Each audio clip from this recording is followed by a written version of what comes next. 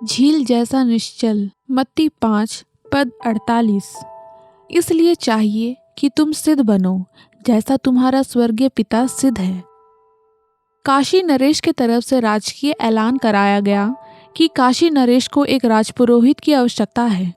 इस पद की योग्यता है सभी शास्त्रों का ज्ञान होना और सिद्धता प्राप्त होना। इस सूचना को पाकर नालंदा विद्यापीठ से विद्वता की उपाधि प्राप्त एक विद्वान युवक ने आवेदन किया। नरेश ने उसके आवेदन पर उस युवक को पत्र द्वारा जानकारी भिजवाया कि तुम्हें राजमंदिर के पुजारी की जांच परीक्षा पास करनी होगी। विद्वान युवक राजपत्र पाकर बहुत खुश हुआ और शीघ्र ही नालंदा से काशी नगरी के लिए प्रस्थान किया।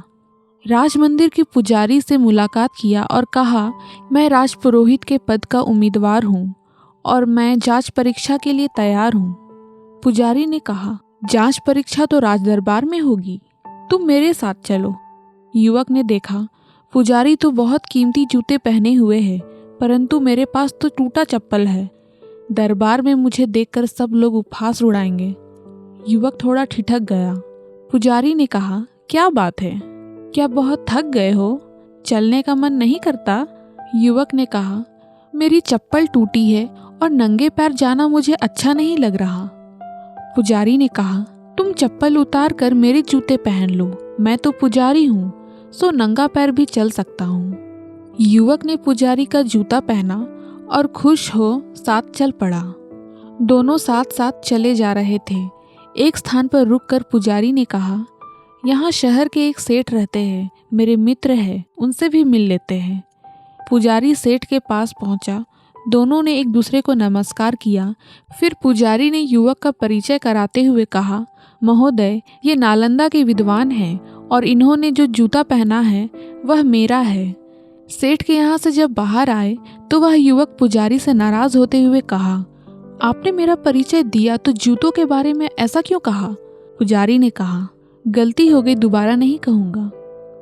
कुछ दूर चलने पर शहर कोतवाल से भेंट हो गई। पुजारी ने अभिवादन ग्रहण किया और कहा, इनसे मिलिए, ये नालंदा के विद्वान हैं। इनके पैरों में जो जूते हैं वो इन्हीं के हैं, मेरे नहीं हैं। वह युवक फिर क्रोधित हो उठा। उसने कहा, आपने दोबारा मेरा अपमान किया है।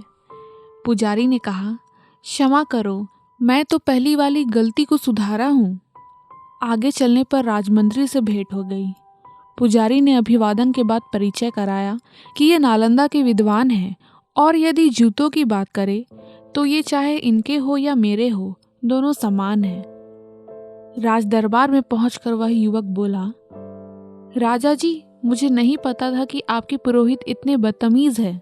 राजा ने कहा, यह बदतमीज नहीं पर तुम्हारी परीक्षा थी जिसमें तुम फेल हो गए। ज्ञान से सिद्धता नहीं आती।